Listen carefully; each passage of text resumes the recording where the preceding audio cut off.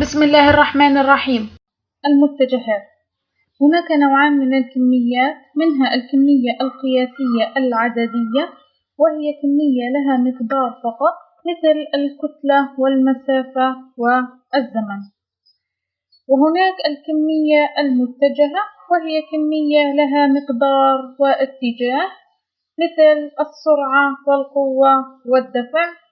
فمثلا تسير السيارة بسرعة 5 كيلو متر باتجاه الشمال، والقوة أيضا لها اتجاه إما بالدفع للأمام أو الخلف. أما المتجه فهو قطعة مستقيمة لها نقطة بداية ونقطة نهاية واتجاه. الشكل التالي يمثل منتجه نقطة بدايته A ونقطة نهايته هي عبارة عن B. إذا هناك نوعان من الكميات: الكمية القياسية العددية، وهي كمية لها مقدار فقط مثل الكتلة والمسافة والزمن، والكمية المتجهة هي كمية لها مقدار واتجاه مثل السرعة والقوة والدفع. أما المتجه فهو قطعة مستقيمة له نقطة بداية ونقطة نهاية واتجاه، نقطة بدايته من A ونهايته B. طرق كتابة المتجه: هناك 3 طرق لكتابة المتجه. الطريقة الأولى بدلالة نقطة البداية ونقطة النهاية، فإن طول المتجه AB، ويجب كتابة طول المتجه بالصورة الصحيحة: بداية بنقطة البداية ثم نقطة النهاية، لأن المتجهات تحدد بنقطة بداية ونقطة نهاية. فإن المتجه يساوي B ناقص A، النقطة B هي نقطة النهاية ناقص نقطة البداية x2 ناقص x1 فاصلة y2 ناقص y1، عبارة عن زوج مرتب، ويرمز له بالمتجه A B أو المتجه A أو A small letter. أيضا يمكن كتابة المتجه إذا كانت لدينا نقطة واحدة بدلالة طوله وزاوية اتجاهه التي يصنعها مع الاتجاه الموجب لمحور X، حيث B عبارة عن المتجه، إيجاد طوله عبارة عن جذر A تربيع زائد B تربيع. الإحداث الأول عبارة عن كوزين الثيتا، حيث ثيتا هي عبارة عن الاتجاه الذي يصنعه المتجه مع المحور الموجب لمحور X. والمسقط الثاني عبارة عن ساين الثيتا. إذا هناك 3 طرق: الطريقة الأولى هي بدلالة نقطة البداية ونقطة النهاية، والطريقة الثانية بدلالة طول المتجه والزاوية اتجاهه التي يصنعها مع الاتجاه الموجب لمحور X. أما الطريقة الثالثة فيمكن كتابته بدلالة متجهي الوحدة القياسيين، حيث I تساوي 1 و0 وG عبارة عن 0 و1. إذا المتجه يساوي AI زائد BD، حيث A هي عبارة عن المتجه المسقط الأول، وB المسقط الثاني، والصورة القياسية له هو A زائد AI زائد BD. أما متجه الوحدة U فهو على صورة المتجه على الصورة الإحداثية A و B على طول المتجه.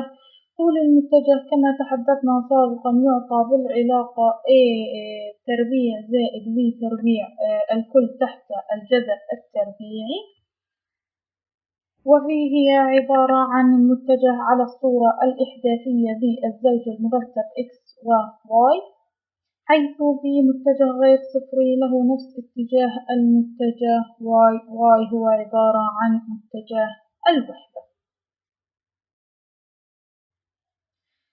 أما زاوية اتجاه المتجه فهي مع الاتجاه الأفقي الموجب لمحور X، حيث الزاوية tan الثيتا تساوي B على A اللي هي عبارة عن ميل المتجه، أو يمكن إعطاؤها بالصورة طول المتجه ساين الثيتا على طول المتجه كوزاين الثيتا.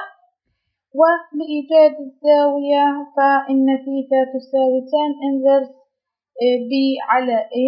ممكن إيجادها باستخدام الآلة الحاسبة، وهي عبارة عن shift tan B على A لإيجاد قياس الزاوية. وتحدد زاوية المتجه حسب تحديد الزوايا الأرباع الأربعة. في الربع الأول إذا كانت A و B موجبتان فإن ثيتا تعطي الزاوية كما هي. أما في الربع الثاني تكون A سالبة و B موجبة فإن ثيتا تساوي 180 ناقص فإن زاوية الميل تساوي 180 ناقص ثيتا. أما إذا كانت A سالبة و B سالبة فإن زاوية الميل تساوي 180 زائد ثيتا. أما في الربع الرابع إذا كانت A موجبة و B سالبة فإن زاوية الميل تساوي 360 ناقص ثيتا. إذا لمعرفة ميل المتجه عبارة عن tan الزاوية أو طول المتجه في ساين الثيتا على طول المتجه كوساين الثيتا. لمعرفة الزاوية shift tan B على A، وتتحدد زاوية المتجه حسب إشارة كل من A و B حسب الأرباع الأربعة، وزوايا المرجعية أو زوايا الإسناد لكل منها في الأرباع الأربعة. والآن نبدأ في حل الأسئلة لتوضيح كيفية كتابة المتجهات بالطرق الثلاث. إذا كانت B سالب 6 و9 و A2 وسالب 7 فإن الصورة الإحداثية للمتجه AB وطوله هي. كما نلاحظ فإن المتجه معطى بالصورة الأولى اللي هي عبارة عن نقطة البداية A ونقطة النهاية B. وكما قلنا فإن يمكن كتابتها على صورة B ناقص A هي عبارة عن x2 ناقص x1 فاصلة y2 ناقص y1. نقطة البداية اللي هي عبارة عن x1 y1 x2 y2. وبالتعويض x2 عبارة عن سالب 6 ناقص x1 2 فاصلة إحداثيات y اللي هي عبارة y2 9 ناقص 7 y1 اللي هي عبارة عن سالب 7. سالب وسالب سالب 6 و2 8 سالب وسالب موجب 9 زائد 7 عبارة عن 16. إذا الصورة الإحداثية تساوي سالب 8 و16. أما طول المتجه فهو عبارة عن x2 ناقص x1 الكل تربيع زائد y2 ناقص y1 الكل تربيع. ويمكن الاستفادة من الخطوة السابقة بما أن تم إيجاد x2 ناقص x1 و y2 ناقص y1 بالتعويض مباشرة، فإن الطول يساوي جذر سالب 8 تربيع زائد 16 تربيع ويساوي 5 جذر 8. إذا الصورة الإحداثية للنقطتين A2 وسالب 7 و B سالب 6 و9 هي سالب 8 و16. أما طول المتجه فهو عبارة عن 5 جذر 8. إذا الإجابة الصحيحة هي B.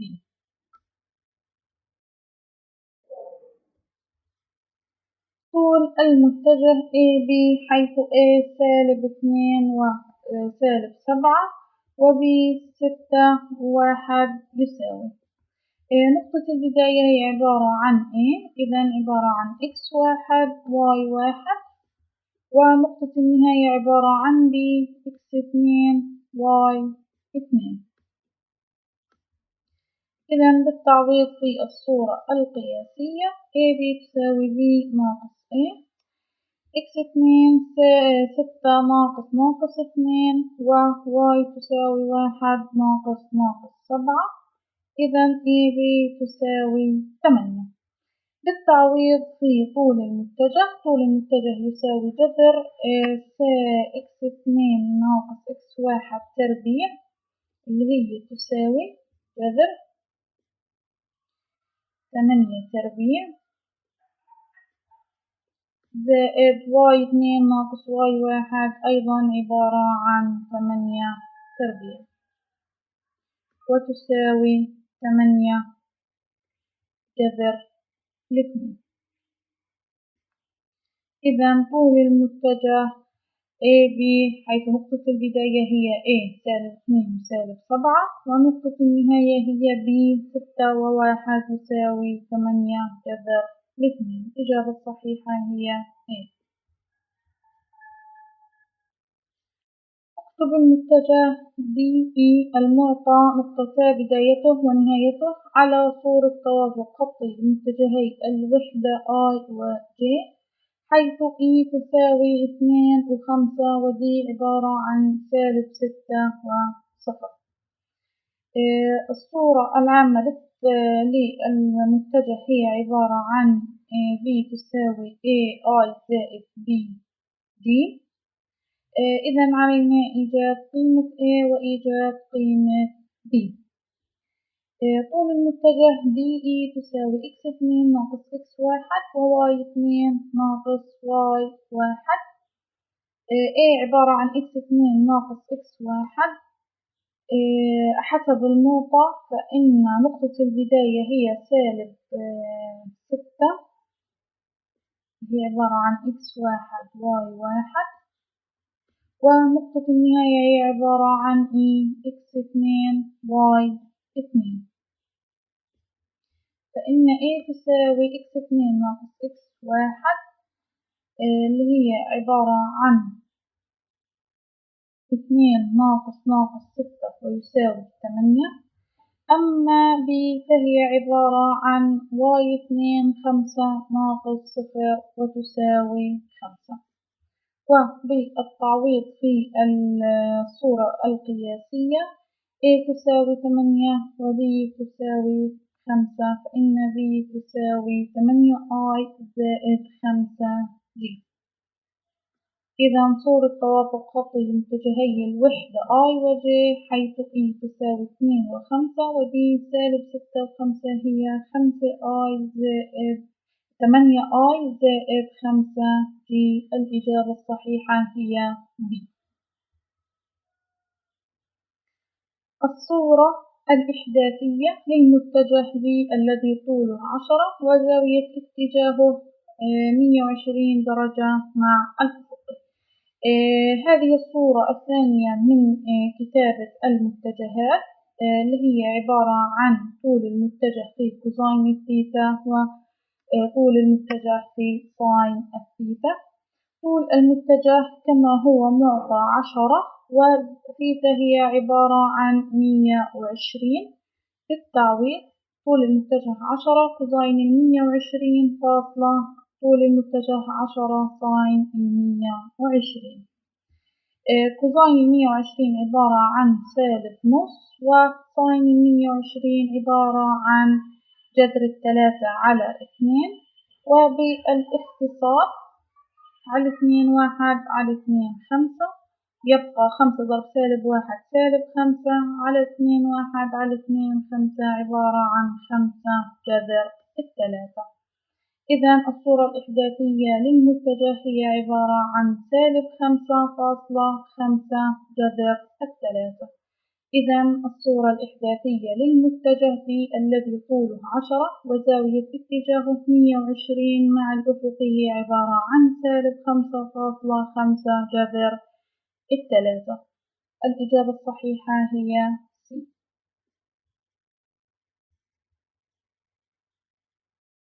متجه الوحدة U الذي له نفس اتجاه V تساوي 6 وسالب 2 يساوي. متجه الوحدة هو عبارة عن المتجه على الصورة الإحداثية على طول المتجه. فأولا الصورة الإحداثية هي عبارة عن 6 وسالب 2 على طول المتجه. طول المتجه هو عبارة عن جذر A تربيع زائد B تربيع A تربيع، وهذه عبارة -2 عبارة عن B. فإن طول المتجه A تربيع زائد B تربيع 6 تربيع زائد 4 تربيع 6 تربيع 36 زائد 4 تربيع 2 تربيع عبارة عن 4 36 زائد 4 يساوي 40 يساوي 1 على جذر 40 6 فاصلة -2. جذر 40 عبارة عن 2 جذر 10. وفي التوزيع